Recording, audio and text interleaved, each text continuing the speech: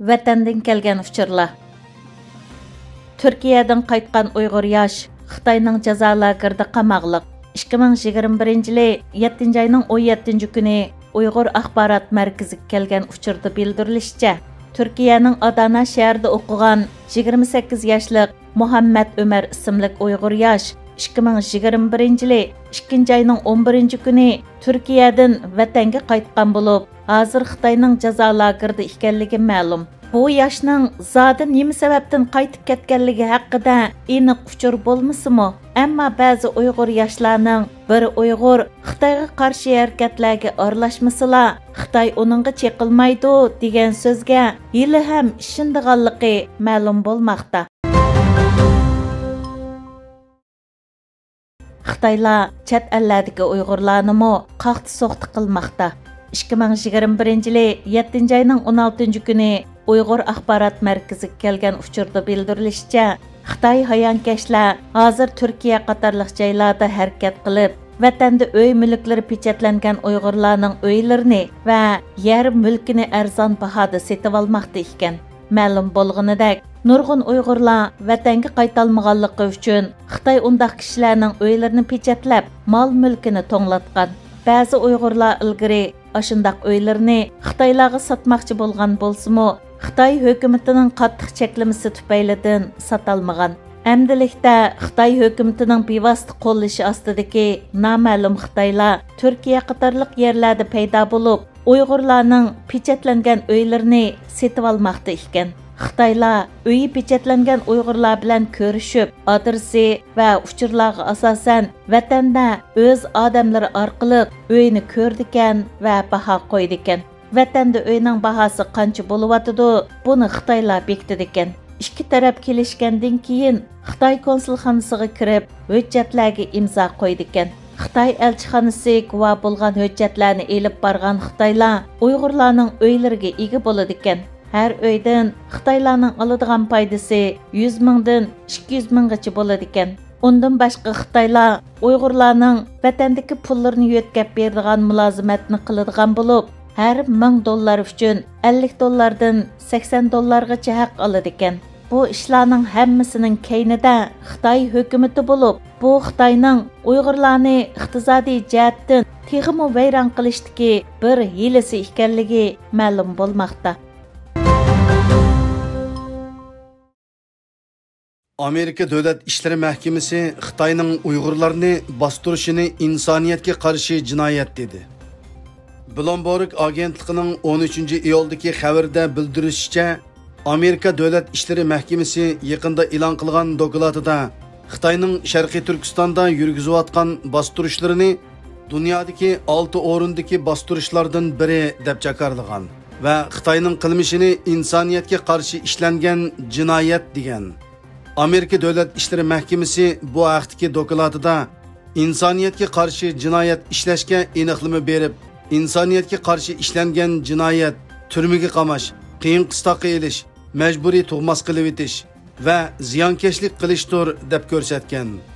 Oltibatlik bu dokladda Xitoyning Sharqiy Turkistondagi qilmishlarini jazolash uchun Amerikaning Xitoyga embargo yurgizish, viza cheklamasi qo'yish, eksportga cheklama qo'yish qatorliq tadbirlarni qo'llanganligi tilga ilingan. Amerika Davlat İşleri Mahkemesining bu dokladida yana Berma, Efiopiya, Iroq, Suriya va Janubiy Sudandagi bostirishlarmi tilga ilingan.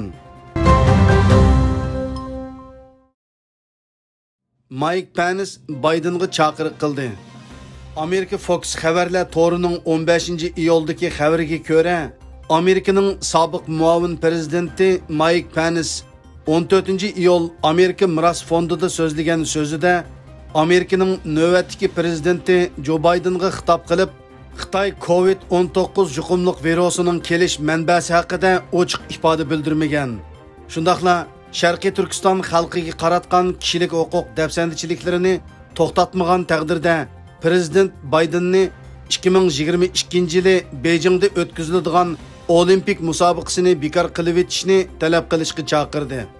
Bidenning Xitoy siyosatida bo'sh kelib qolganini qayd qilgan Pence, Olimpik musobaqalari kishilik huquqqa va insonlarning aminligiga hurmat qiladigan davlatlarda o'tkazilishi kerak dedi. Amerika Kengash palatasida Sharqiy Turkiston mahsulotlarining import qilinishini cheklash qonun loyihasi ma'qullandi. BBC xabar qonunining 16-iyulda e'lon qilgan xabardan ma'lum bo'lishicha, Amerika Kengash palatasi Xitoy eksport qilayotgan Sharqiy Turkiston mahsulotlari Sharqiy Turkiston xalqini majburiy emgak selish orqali ishlab chiqarilgan degan sabab bilan Sharqiy Turkistonda ishlab chiqarilgan tovarlarni import qilishni cheklash qonun loyihasini ma'qullagan. Amerika oldingi yillarda Sharqiy Turkistonda ishlab chiqarilgan paxta va sho'xlanimi mushu sabab tufayli import qilishni cheklagan. Xabarda ko'rsatilishicha, bu qonun orqali Amerika Davlat xavfsizlik ministrligidan Sharqiy Turkiston xalqining ezilishida Xitoyga hamdamda bo'lgan shirkat va korxonalarning tizimligini tuzib chiqish talab qilinadi ekan. Mazkur xabarda Amerika Avam Palata a'zosi Marco Rubioning mundaq deganligi naql qilingan. Biz Xitoy hukumatining insoniyatga qarshi jinoyatlarga ko'z yumib olmaymiz. Korxonalarning bu xil qo'rqinchli dafsandishliklar soyasida foyda elishiga yo'l qo'ymaymiz. Uyg'ur o'g'lani Kanadada Uyg'urlar uchun piyoda yurdi. Kanadada yashayotgan Uyg'ur o'g'lani Bilal Malik Xitoyga bo'lgan qarshiligini ifodalash, Xitoyning Uyg'urlarni qirg'in qilishiga qarshi xalqaro jamoat va hukumatlarning sezgurligini qo'lga keltirish maqsadida Kanadaning Toronto shahridan Kanada poytaxti Ottawaga qarab piyoda yurish qildi.